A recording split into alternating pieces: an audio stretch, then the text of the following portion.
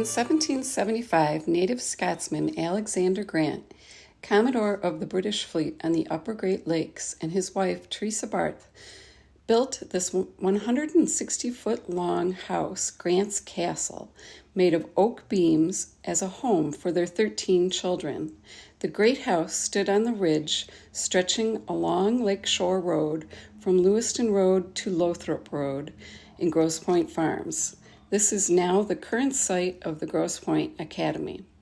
From this estate, Commodore Grant distributed British boundaries and pensions to the Indian allies of King George.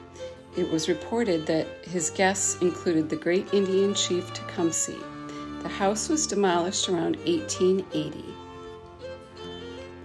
In 1885, the newly established Convent of Sacred Heart opened at the private school for young ladies on a tract of land adjoining the St. Paul property.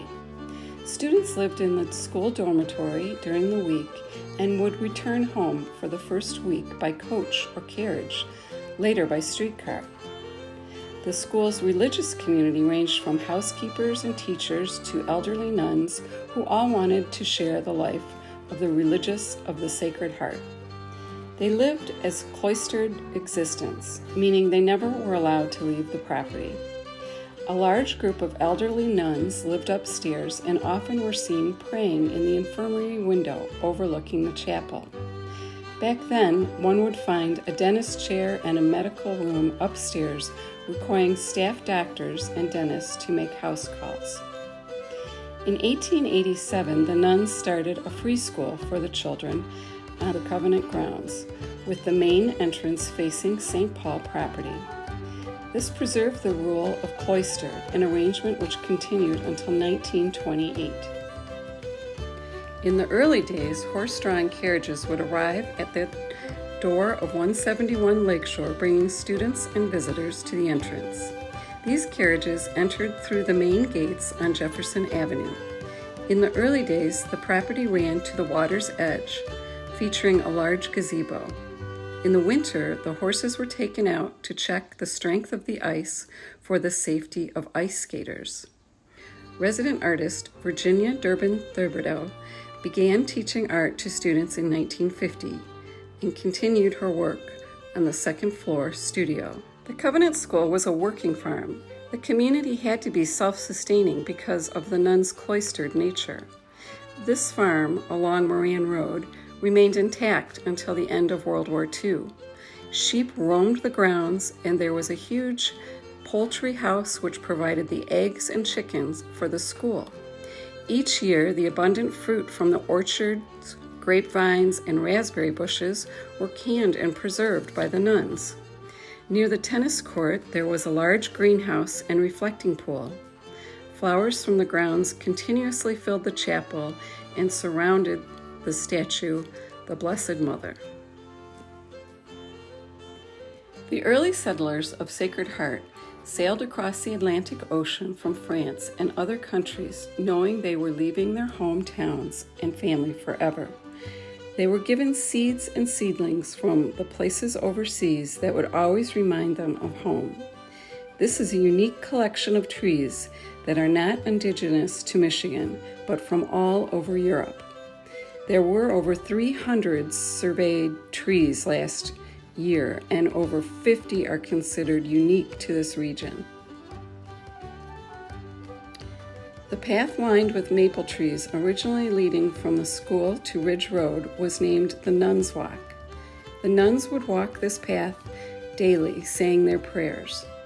In 1928, the nuns sold the property beyond Grosse Pointe Boulevard to subsidize the expense of the construction of the present academic building and a new basement in the Convent building.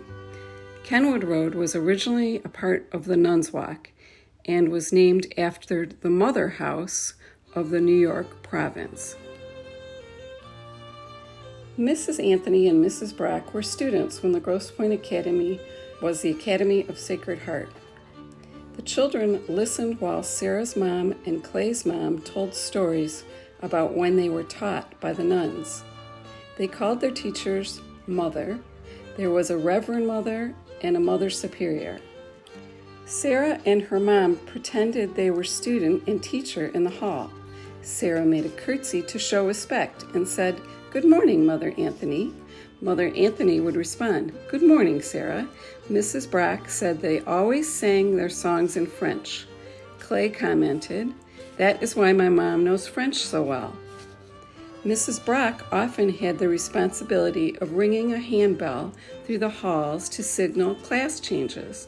She needed a good watch to keep the correct time. Both moms were awarded many ribbons during the primes. This ceremony recognized students who exhibited high academic achievements and superior behavior. They received ribbons that they would proudly wear on their shoulders. Depending on the level of achievement, the ribbons would be different colors. During certain times of the year, students were required to wear their formal white uniforms, white gloves, and dress shoes for important assemblies. Mantillas were worn at all chapel events. One special holiday was to honor Mary during the May crowning. Another special event was the Immaculate Conception. Both moms avidly played field hockey and enjoyed the healthy lunches with delicious desserts in the same cafeteria we still use. They were quiet in the halls and traveled in straight lines between classes. They both had Mrs. Thibodeau as their art teacher and loved her dearly. The grounds had many more trees. Flowers grew everywhere, including a large rose garden. There were many religious statues on the campus. The Stations of the Cross were located on and around the trees. Prie-Dieu is French to designate the kneelers, which were areas of prayer. The moms did not board at Sacred Heart, but they did have cots outside the girls' dorms to take an afternoon rest. There were no boys in their classes. Because of uniforms and the nun's habit, the atmosphere was very formal.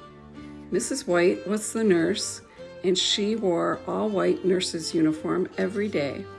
Mrs. Anthony was married in the chapel, and Mrs. Brock's sister was also. The chapel was not open to the general public. The brides would watch from the little window next to the organ to see if it was the right time to come down without being seen before the wedding. It was wonderful to have a personalized trip back to Grosse Pointe Academy history. Thank you.